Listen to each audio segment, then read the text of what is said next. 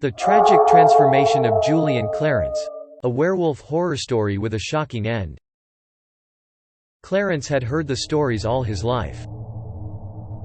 Tales of the werewolf, the creature that haunted the nearby woods. It was all fun and games in his younger days, when going out into the woods was a daring adventure. But now that he was an adult, these kinds of stories scared him. And so it made sense that he jumped at the chance to take his friend Julie to the same area for a weekend camping trip. They arrived in the late afternoon, and Clarence was grateful to have the sunlight helping them pitch the tent. But as night fell, the darkness descended like a blanket, and he could suddenly hear every noise in the vicinity. Each time he heard a branch snap or a leaf rustle, he was sure it was the werewolf coming for them.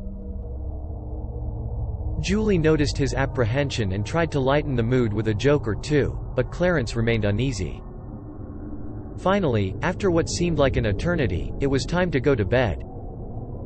Julie went first while Clarence took one last look around the camp. He could see nothing, but he had a feeling something was watching him. When he finally laid down in the tent, exhaustion overtook him and he was soon asleep. He awoke to Julie shaking him violently. "Clarence, something's outside the tent," she whispered. Clarence listened intently but heard nothing. He peered out of the tent and saw nothing but the trees. "It's probably just a deer," he said. But then he heard it, a low, guttural growl. A chill ran down his spine. He quickly zipped up the tent and stayed very still as the growling grew louder and louder. Suddenly, the growling stopped and there was a loud thud against the side of the tent. The tent shook, and Clarence and Julie were both too scared to move. And then they heard it. A howl so loud and chilling that it sent shivers down Clarence's spine. He knew what it was. The werewolf had found them. Clarence and Julie huddled together in terror as sounds of snarling and clawing at the tent continued. They heard the beast's large body pacing around their tent, as if it was trying to figure out how to get in.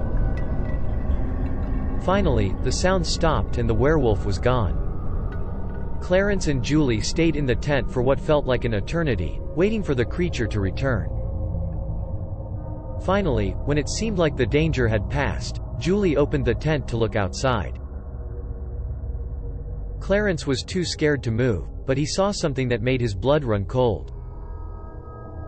There, lying in the dirt, was the body of the werewolf. Its eyes were wide open and a streak of blood ran down its face. Clarence and Julie knew the werewolf had been killed. But by whom? As the sun rose, the pair cautiously ventured outside.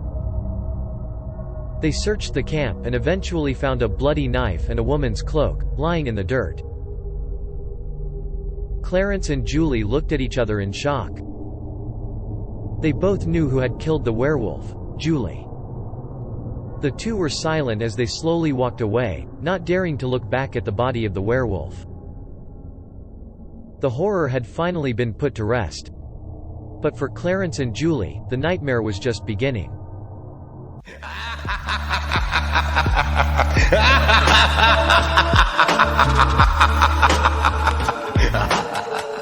Thanks for watching.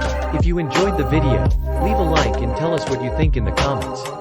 And of course, don't forget to subscribe.